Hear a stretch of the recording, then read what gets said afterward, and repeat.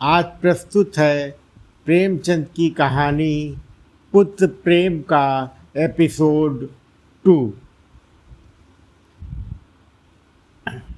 बड़े बेटे प्रभुदास को बीए की परीक्षा के बाद ज्वर आने लगा। डॉक्टरों की दवा होने लगी। 1 मास तक नित्य डॉक्टर साहब आते रहे, पर ज्वर में कमी ना हुई। दूसरे डॉक्टर का इलाज होने लगा, पर उससे भी कुछ लाभ ना हुआ। प्रभुदास दिनों दिन क्षीण होता चला जाता था। उठने बैठने की शक्ति ना थी। यहाँ तक कि परीक्षा में प्रथम श्रेणी में उत्तीर्ण होने का शुभ संवाद सुनकर भी उसके चेहरे पर हर्ष का कोई चिन्ह ना दिखाई दिया। वह सदैव गहरी चिंता में डूबा रहता था। उसे अपना जीवन बोझ सा जान पड़ने लगा था। एक रोज चैतन्य दास ने डॉक्टर साहब से पूछा, यह क्या बात है कि 2 महीने हो गए और अभी तक दवा का कोई असर नहीं हुआ।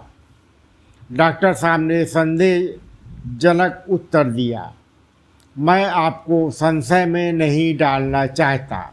मेरा अनुमान है कि यह ट्यूबरक्लोसिस है। चैतन्य दास ने व्यग्र होकर कहा, तपेदिक? डॉक्टर जी, हाँ, उसके साथ उसके सभी लक्षण दिखाई देते हैं। चैतन्य दास ने अविश्वास के भाव से कहा, मानो उन्हें विस्मयकारी बात सुन पड़ी हो। तपेदिक हो गया? डॉक्टर ने खेद प्रकट करते हुए कहा, यह रोग बहुत ही गुप्त रीत से शरीर में प्रवेश करता है।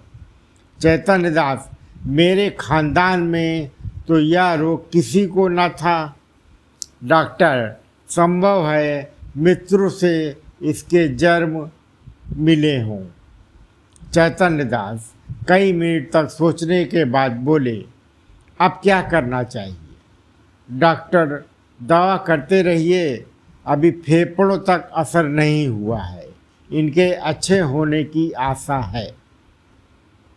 चैतन्य दास, आपके विचार में कब तक दवा का असर होगा? डॉक्टर, निश्चय पूर्वक नहीं कह सकता, लेकिन 3-4 महीने में वे स्वस्थ हो जाएंगी। जाड़ों में इस रोग का जोर कम हो जाया करता है। चैतन्य दास, अच्छा हो जाने पर ये पढ़ने में परिश्रम कर सकेंगे?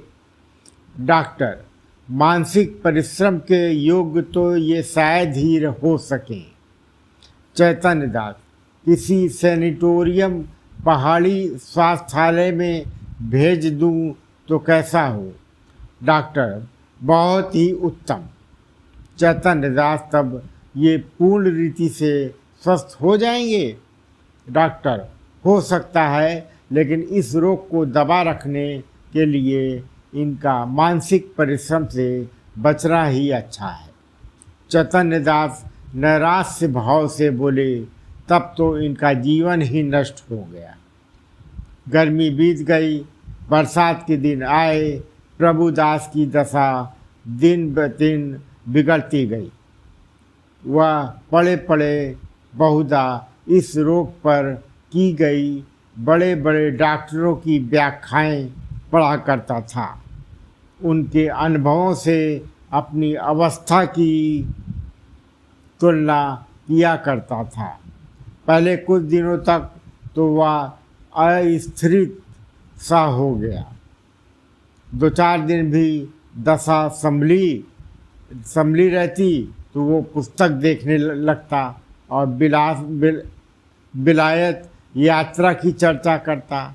2-4 दिन भी ज्वर का प्रकोप बढ़ जाता तो वो जीवन से निराश हो जाता।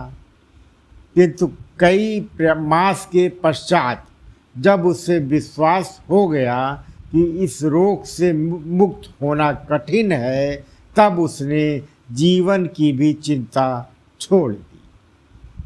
पथ्य पथ्य का विचार ना करता। घर वालों की निगाह बचाकर औषधि जमीन पर गिरा देता। मित्रों के साथ बैठकर जी बहलाता। यदि कोई उसे स्वास्थ्य के विषय में कुछ पूछता तो चिढ़कर मुंह मोड़ लेता। उसके भावों में एक शांतिमय उदासीनता आ गई थी और बातों में एक दार्शनिक मर्मज्ञता पाई जाती थी। वह लोक रीति और सामाजिक प्रथाओं पर बड़ी निर्भीकता से आलोचनाएं किया करता। यद्यपि बाबू चैतन्य दास के मन में रह रह कर शंका उठा करती थी कि जब परिणाम विदित है तब इस प्रकार धन का अपव्यय करने से क्या लाभ।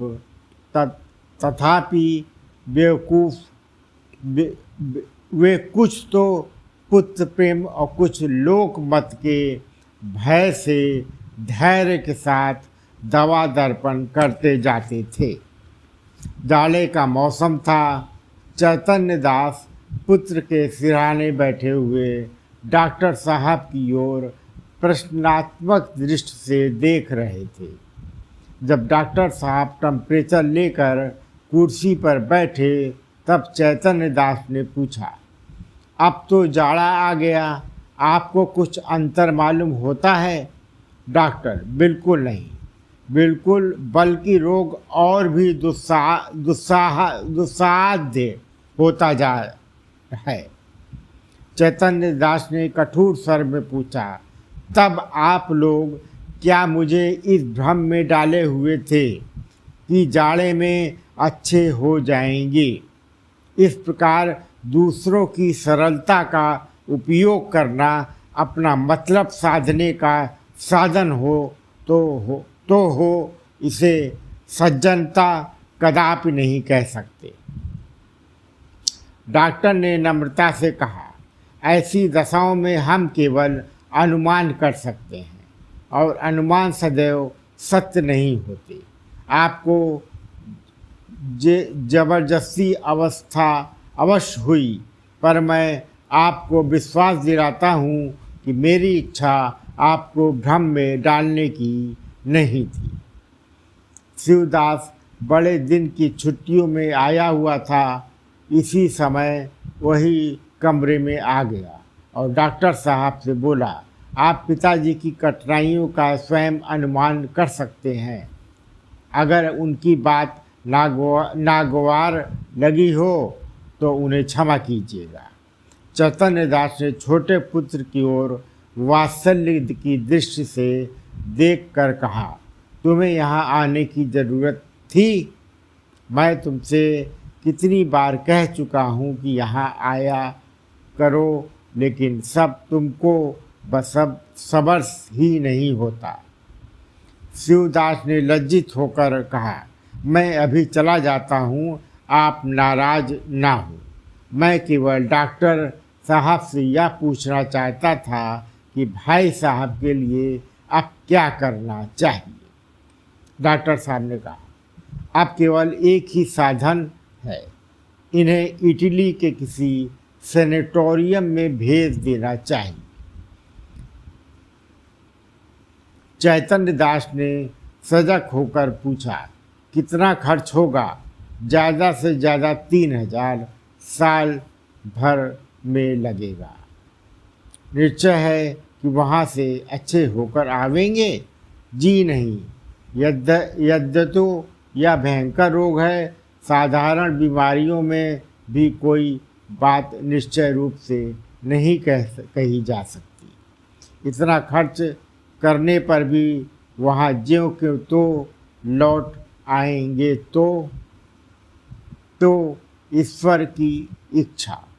आपको यह तस्कीत हो जाएगी कि इनके लिए मैं जो कुछ कर सकता था कर दिया। ये रहा आज पुत्र प्रेम का एपिसोड 2। कहानी में आगे इसके अगली भाग मैं बाद में सुनाऊंगा पार्ट 3 में। और आप इस चैनल को, हमारे एवरग्रीन स्टोरीज चैनल को सब्सक्राइब ज़रूर करिए। मुझे खुशी होगी और आपको भी आगे कहानियाँ सुनने का अवसर मिलता रहेगा। धन्यवाद।